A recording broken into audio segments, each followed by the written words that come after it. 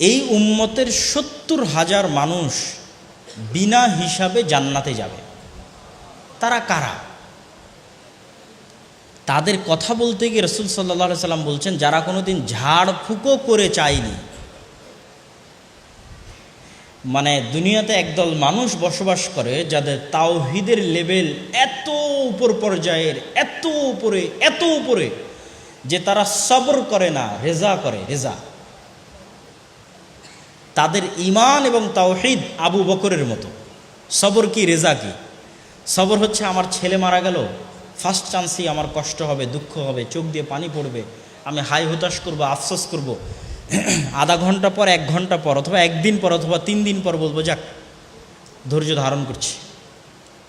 এটি সবর, বা এটি খারাপ কিছু না, ভালো, এটিরও আল্লাহ সুবহানাহু ওয়া তাআলা প্রশংসা করেছে। আর রেজা কি? তার অন্তরে আল্লাহর প্রতি বিশ্বাস এবং আল্লাহর প্রতি তাওহীদ এত উপরে যে যখন সে শুনছে যে তার সন্তান মারা গেছে, তখন সে সেটিকে আল্লাহর ফায়সালা মনে করে এটির উপরে সন্তুষ্ট হয়ে যায়। স্বাভাবিক একজন মানুষের ওই পর্যায়ে ওঠা অনেক কঠিন। তো ওই যে ৭০,০০০ মানুষ যারা বিনা হিসাবে জান্নাতে যাবে, এদের পুরো হৃদয়টাই হচ্ছে তাওহীদ। মানে এদের অন্তরে 100% তাওহীদ আছে, যেমন তাওহীদ ছিল ইব্রাহিম আলাইহিস সালাতু ওয়াস সালামের অন্তরে।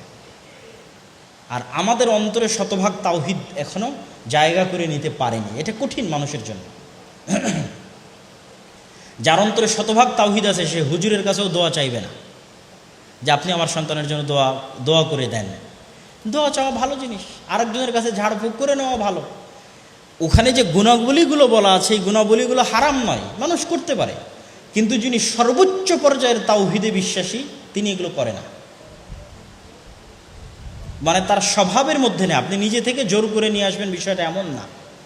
কিন্তু তার সাথে আল্লাহ সুবহানাহু ওয়া তাআলার সম্পর্ক এত গভীর যে তার স্বভাবের মধ্যে এটি অটোমেটিকই নাই।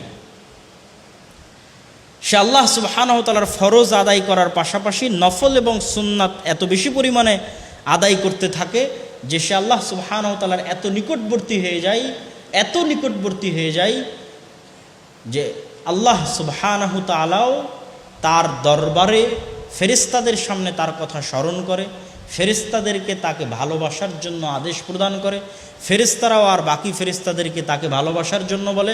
আস্তে আস্তে সে আল্লাহর ওয়ালি, আল্লাহ সুবহানাহু ওয়া তাআলার বন্ধু হয়ে যায়। কেমন বন্ধু হয়ে যায়? তার মুখ দিয়ে যদি কোনো কথা বের হয়, সেটি পূরণ না করতে আল্লাহ লজ্জা পান। এটি বাস্তবতা। যে যখন ইব্রাহিম আলাইহিস সালাতু ওয়াস সালামের স্ত্রী সারা আলাইহিস সালাতু ওয়াস সালাম আল্লাহর কাছে দোয়া করছে যে আল্লাহুম্মা লা তুসাল্লিত আলাইয়া হাযাল কাফির, আল্লাহুম্মা ইন কুনতা তা'লাম ইন্নী আহসানতু ফারজি। হে আল্লাহ, আপনি যদি জেনে থাকেন আমি আমার লজ্জাস্থানের হেফাজত করেছি, তাহলে আজকে এই কাফেরকে আমার উপর বিজয় করিয়েন না। তাহলে সারার কানেকশন আল্লাহ সুবহানাহু ওয়া তাআলার সাথে এত শক্তিশালী যে তার মুখ দিয়ে বের হওয়া কোনো কথা আল্লাহ বাস্তবায়ন করবেন না, এতে কে লজ্জা পায়? আল্লাহ নিজে লজ্জা পায়। এবং এই সমস্ত মানুষদের সাথে পৃথিবীতে যদি কেউ শত্রুতা করে, দুশ্মনী করে, তাহলে ওই ব্যক্তির সাথে কে শত্রুতা করে? আল্লাহ শত্রুতা করে। ওই ব্যক্তির সাথে আল্লাহ যুদ্ধ ঘোষণা করে যে সে আল্লাহর বন্ধুর সাথে শত্রুতা করছে। তো এই জন্য কাম্মিন রজুলিন, কত মানুষ আছে পৃথিবীতে যারা দুনিয়াতে প্রসিদ্ধ কিন্তু আল্লাহর কাছে অপ্রসিদ্ধ, আর কত মানুষ আছে দুনিয়াতে অপ্রসিদ্ধ কিন্তু আল্লাহর কাছে প্রসিদ্ধ। তো আমাদেরকে চেষ্টা করতে হবে কার কাছে প্রসিদ্ধ হওয়ার? আল্লাহ সুবহানাহু ওয়া তাআলার কাছে প্রসিদ্ধ হওয়ার। কেন আমরা দিন শেষে আল্লাহ সুবহানাহু ওয়া তাআলার নিকটেই ফেরত যাব। আর এই বিশ্বাস থেকেই আমাদেরকে দূরে রাখার চেষ্টা করবে সবসময় শয়তান, যে আমরা মারা যেতে পারি, এই বিশ্বাস যেন আমাদের অন্তরে না আসে। তো আমরা যে বিষয়ে আলোচনা করছিলাম যে আমরা যদি তাওহীদ সম্পর্কে পূর্ণ বিশ্বাস আনতে চাই, তাহলে 1 নম্বরে আল্লাহর নাম এবং গুণাবলী সম্পর্কে জ্ঞান অর্জন করতে হবে, পাশাপাশি কোরআন ভালোভাবে বুঝতে হবে। এবং কোরআনে 5টি বিষয়ের মধ্যে কোরআনের আলোচনা ঘুরপাক খায়। হয় আল্লাহ সুবহানাহু ওয়া তাআলা পবিত্র কোরআন মাজিদে অতীতের নবীদের ঘটনা বলবেন, অথবা অতীতের অভিশপ্ত জাতিদের ঘটনা বলবেন। ঘুরিয়ে ফিরিয়ে বলতেই থাকবেন, এই মূসা, এই ফেরাউন, আবার 10 পৃষ্ঠা পর আবার মূসা, আবার ফেরাউন, আবার 10 পৃষ্ঠা পর আবার মুসা, আবার ফেরাউন, আসতেই থাকবে আসতেই থাকবে, বিভিন্ন আঙ্গিকে বিভিন্ন প্রেক্ষাপটে। এখানে ইউসুফ, ওখানে ইব্রাহিম, আবার ইউসুফ আবার ইব্রাহিম, আসতেই থাকবে। এখানে আদ সামুদ, আবার আদ সামুদ, আবার কওমে লূত, আসতেই থাকবে, বিভিন্ন প্রেক্ষাপটে আসতে থাকবে মানুষের সাইকোলজির সাথে, যেন মানুষের কোরআন বুঝতে সুবিধা হয় এবং মেইন মেসেজগুলো, মূল মেসেজগুলো মানুষের ব্রেনে ঢুকে যায়।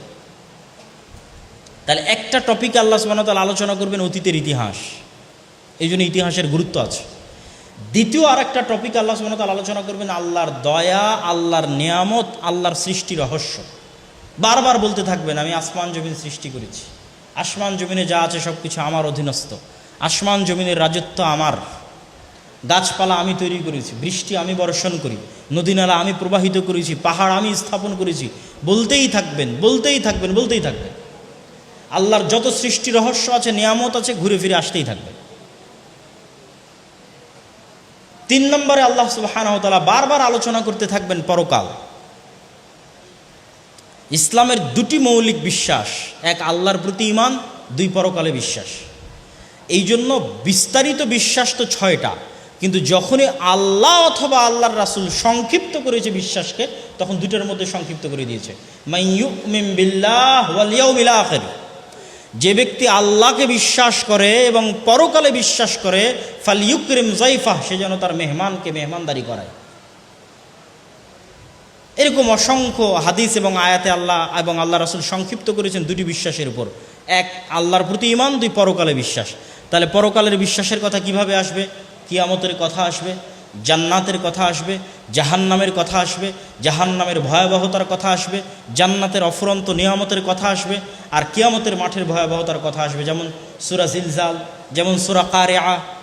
তাহলে এই বিষয়গুলো ঘুরে ফিরে আসতে থাকবে পরকাল। কেন? পরকালে বিশ্বাস ইসলামের একটা মৌলিক বিশ্বাসের অন্তর্ভুক্ত। এই পরকালের প্রতি দৃঢ় বিশ্বাসই আমাদের রাস্তা চলতে সহজ করবে। পরকালের প্রতি দৃঢ় বিশ্বাস না থাকার কারণেই আমরা দুনিয়াকে প্রাধান্য দিই এবং পরকালকে বিসর্জন দিই। এই জন্য আল্লাহ সুবহানাহু ওয়া তাআলা কোরআন মাজিদে বারবার বলতে থাকবে যে পরকালে তোমাদের জন্য যা আছে সেটি দুনিয়ার তুলনায় বেশি কল্যাণকর। আল্লাহর নিকটে যা আছে সেটি তোমাদের দুনিয়ার তুলনায় বেশি কল্যাণকর। আর দুনিয়া তোমাদের জন্য খেলতামাশার বস্তু, দুনিয়া তোমাদের জন্য ধোঁকা। লাইবুন ওয়া লাহু ওয়ামাল হায়াতুদ দুনিয়া ইল্লা লাইবুন ওয়া লাহু, এই পুরো পৃথিবী খেলতামাশা এবং মায়াজাল ছাড়া কিছুই নয়। আর পরকাল দুনিয়ার চাইতে কল্যাণকর। আল্লাহ সুবহানাহু ওয়া তাআলার নিকটে যা আছে সেটি চিরস্থায়ী এবং কল্যাণকর, সেটি হচ্ছে পরকাল। তাহলে এই বিষয়গুলোর মাধ্যমেই আপনার শিরক মুক্ত বিশ্বাস আপনার দৃঢ় হবে, আল্লাহ সুবহানাহু ওয়া তাআলার সাথে সম্পর্ক আপনার শক্তিশালী হবে, আল্লাহ সুবহানাহু ওয়া তাআলার সাথে সম্পর্ক আপনার মজবুত হবে। সম্মানিত উপস্থিতি, তাওহীদ এবং শিরকের আলোচনার এই শেষের দিকে এসে জরুরি 2-1টি কথা বলে আমি আপনাদের প্রশ্নোত্তর পর্বে চলে যাব। যদি লিখিত প্রশ্ন নেওয়ার ব্যবস্থা থাকে তাহলে লিখিত, আর যদি সরাসরি প্রশ্ন করার ব্যবস্থা থাকে তাহলে সরাসরি প্রশ্ন।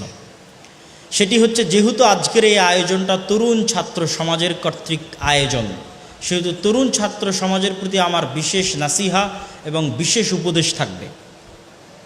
এই যে স্বৈরাচারের পতন হয়েছে দীর্ঘ 15 বা 16 বছরের ফ্যাসিজমের পরে, আমাদেরকে মনে রাখতে হবে এই দীর্ঘ 15-16 বছরের ফ্যাসিজমের জন্য ব্যক্তি দায়ী নয়, সিস্টেম দায়ী। মানে আপনাকে এই বিশ্বাস অন্তরে স্থাপন করতে হবে, না হলে আপনি ধোঁকাগ্রস্ত হবেন। আপনাকে অন্তরে এই বিশ্বাস স্থাপন করতে হবে যে আমাকে ক্রস ফায়ার দিয়ে হত্যা করেছে, গুম করেছে, আয়না ঘরে বন্দি রেখেছে গণতান্ত্রিক সেকুলার সিস্টেম। এই বিশ্বাস আপনার জন্য রাস্তা তৈরি করে দিবে। কেননা এই দীর্ঘ 15-16 বছর শাসন পরিচালনাই করা হয়েছে গণতন্ত্রের নামে, শাসন পরিচালিতই হয়েছে সেকুলারিজমের নামে। তাহলে ব্যক্তিকে দোষারোপ করলে, সিস্টেম টিকে থাকলে আবারও এরকম স্বৈরাচারের উত্থান ঘটবে। আর যদি আপনি সিস্টেমকে দোষারোপ করেন, মনে করেন যে আমার ছাত্র ভাইদেরকে হত্যা করেছে কে? গণতান্ত্রিক সিস্টেম, সেকুলার সিস্টেম। আয়নাঘর তৈরি করেছে কে? গণতান্ত্রিক সিস্টেম, সেকুলার সিস্টেম। তাহলে আপনার জন্য সঠিক রাস্তা পাওয়া সহজ হবে।